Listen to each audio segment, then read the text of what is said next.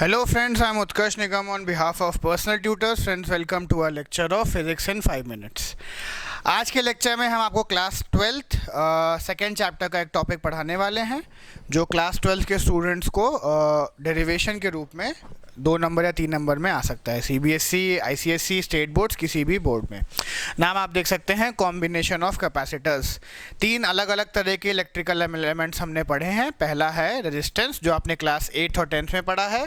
दूसरा भी class 12th में आपको अभी इंट्रोड्यूस हुआ है, कैपेसिटर्स। और तीसरा भी आप क्लास 12th में आगे जाके पढ़ते हैं, इंडक्टर्स। तो ये 3 इलेक्ट्रिकल एलिमेंट्स होते हैं फ्रेंड्स, जिनके अलग अलग कॉम्बिनेशन से हम कोई भी इलेक्ट्रिकल सर्किट, कोई भी सर्किट बना सकते हैं। तो आज मैं आपको विद इन 5 मिनट समझाऊंगा कि अगर आपको पैरेलल में 3 अलग अलग कैपेसिटर्स को जोड़ना है तो उनको कैसे जोड़ा जाए विद इन 3 स्टेप्स। ठीक है।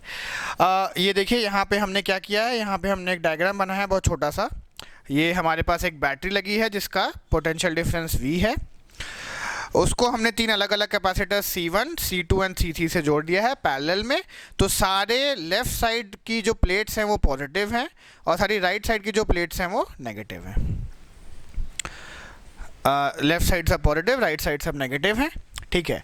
अब इशू ये है कि ये तीनों कैपेसिटर्स पॉइंट A और पॉइंट B से जुड़े हुए हैं। तीनों कैपेसिटर्स का लेफ्ट प्लेट जुड़ी है पॉइंट A से और तीनों कैपेसिटर्स की राइट प्लेट जुड़ी है पॉइंट B से। तो कहने का मतलब ये है, A और B के बीच में पोटेंशियल डिफरेंस कितना होगा, V। तो यहाँ पे देखने की बात क्या है कि तीनों कैपेसिटर्स के लिए जो पोटेंशियल डिफरेंस होगा वो होगा कांस्टेंट पोटेंशियल डिफरेंस होगा। ये ध्यान रखने वाली बात है। अब हम विद इन 3 स्टेप शुरू करते हैं।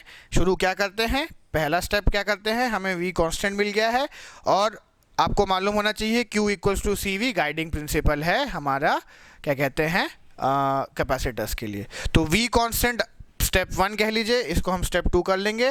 V कांस्टेंट कैसे याद रखना है आपने, क्योंकि तीनों कैपेसिटर्स या चारों या n नंबर ऑफ कैपेसिटर्स दोनों कॉमन पॉइंट से जुड़े हुए हैं जो कि बैटरी से कनेक्टेड है।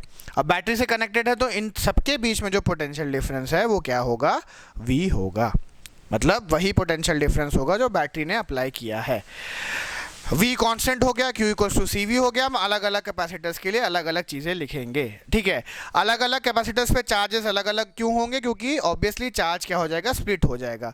तो सपोज करिए यहाँ से चार्ज Q आया, C1 पे चला गया Q1, C2 पे चला गया Q2 और C3 पे चला गया Q3। तो सेकेंड गाइडिंग प्रिंसिपल क्या हो जाएगा, चार्ज जो आया है वो स्प्लिट हो गया है। स्प्लिट हो गया according to capacitance. V same था, दोनों के लिए V सेम था। Q1 चला गया ऊपर, बीच में चला गया Q2 और नीचे चला गया Q3। ये हो गई हमारी स्टेप 2। ठीक है। और स्टेप 3 में हम क्या करेंगे, सब कैपेसिटेंसेस के लिए ये फॉर्मूला लिखेंगे। तो क्योंकि पहले कैपेसिटेंस पे चार्ज है Q1, कैपेसिटेंस है C1 और पोटेंशियल डिफरेंस है कांस्टेंट, तो C1V A। सेकेंड कैपेसिटेंस पे चार्ज Q2 है, कैपेसिटेंस C2 है, पोटेंशियल डिफरेंस कांस्टेंट है B। थर्ड कैपेसिटेंस पे चार्ज Q3 है, कैपेसिटेंस C3 है, पोटेंशियल डिफरेंस कांस्टेंट है। ये हो गया C, ABC। इनकी वैल्यूज़ हम यहाँ पे सब्स्टिट्यूट कर देंगे। तो यहाँ से हमें मिलेगा Q इक्वल्स टू, Q1 की वैल्यू है C1V, Q2 की वैल्यू है C2V, Q3 की वैल्यू है C3V। यहाँ से आपको कुछ कॉमन दिख रहा है, वो हम बाहर ले लेंगे। V बचेगा C1 plus C2 plus C3। V को हम नीचे ले जाएंगे, Q upon V equals to C1 plus C2 plus C3। फिलहाल इसको हम इक्वेशन नंबर 1 डाल देते हैं। ये हमारे पास कुछ आ गया। अब इशू क्या है, इशू ये है कि सपोज करिए कि हमें ये तीनों अलग अलग कैपेसिटर्स की जगह एक इक्विवेलेंट कैपेसिटर लगाना होता, जो कि जिसका नाम हम बोलते हैं C इक्विवेलेंट। ठीक है। इस इक्विवेलेंट कैपेसिटर्स के अक्रॉस पोटेंशियल डिफरेंस कितना है, V। चार्ज कितना होता, Q। तो अगर हम यहाँ पे इक्वेशन लिखते तो Q equals to C equivalent into V हो जाता। Q जो चार्ज है टोटल जो बैटरी ने दिया है, जो स्प्लिट हो गया तीनों अलग अलग में। C इक्विवेलेंट ऑब्वियसली तीनों को हटा के हमने एक इक्विवेलेंट कैपेसिटर लगा दिया और ऑब्वियसली पोटेंशियल डिफरेंस V है। अगर मैं V को नीचे ले जाऊँ तो Q अपॉन V आ जाएगा C इक्विवेलेंट। और इसकी वैल्यू हम यहाँ पे सब्स्टिट्यूट कर देंगे, जिससे हमारा फाइनल रिजल्ट मिल जाएगा। Q अपॉन V की वैल्यू आ गई है C इक्वलेंट, और Q अपॉन V की वैल्यू है C1 plus C2 plus C3, और ये हो गया हमारा combination of resistance in parallel.